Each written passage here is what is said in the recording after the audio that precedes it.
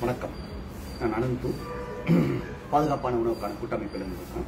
இந்த கிராம சபை கூட்டங்களை கூட்டாம அதை தள்ளி வைத்தது பெரிய தவறு. அதை இமீடியட்டாக நடத்த வேண்டும் என்று இந்த அரசுக்கு கோரிக்கை விடுக்கிறோம். அதை நடத்தாமல் இருந்தது மிகப்பெரிய தவறு என்பதை கூறி வன்மையாக கண்டிக்கிறோம். அது ஒரு பக்கம். இன்னொரு பக்கம் அது ஏன் முக்கியம் அப்படிங்கறதையும் நம்ம தெரிஞ்சுக்கணும். கிராம சபை அப்படிங்கிறது தான் நம்ம மக்களாட்சியோட பேசிக் அடித்தளம்.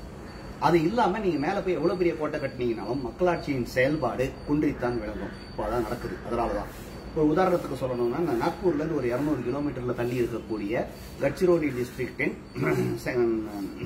மேந்தாலேகா அப்படின்னு ஒரு வில்லேஜ், அதுதான் கிராம சபையிலேயே மேலோங்கி இருக்கக்கூடிய ஒரு கிராமம். காந்தியின் கனவுகளையும் வினோபாவின் கனவுகளையும் இன்னி வரைக்கும் நிதர்சனமாக கொண்டு செல்கிறார். அந்த கிராமம் பூரா சேர்ந்து அந்த காட்டை பாதுகாப்பதாக இருக்கட்டும், அவங்களுடைய சுற்றி இருக்கக்கூடிய வளங்களை பாதுகாப்பதாக இருக்கட்டும், மொத்தமாவே எல்லாத்தையுமே பொது நலன் கருதி பொதுவாகவே எல்லாம் அங்க யாருமே தனித்தனியான உரிமம் கூட கிடையாது. அந்த மாதிரி ஒரு ஊர். அதை போல அந்த அளவுக்கு போகலன்னாலும் நம்மளுக்கு கிராம சபை இமீடியட்டா நடத்தினா, அங்கங்க கிராம சபை செயல்பட்டாதான் நம்மளுடைய மக்களாட்சியின் மீட்சி சிறப்பாக இருக்கும் அப்படின்னு சொல்லி அதை நோக்கி இளைஞர்கள் செயல்பட வேண்டும்.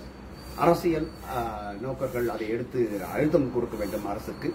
அது உடனடியாக தமிழ்நாட்டில் இயங்க வேண்டும். அதற்கான வழிவகுக்க வேண்டும். நன்றி.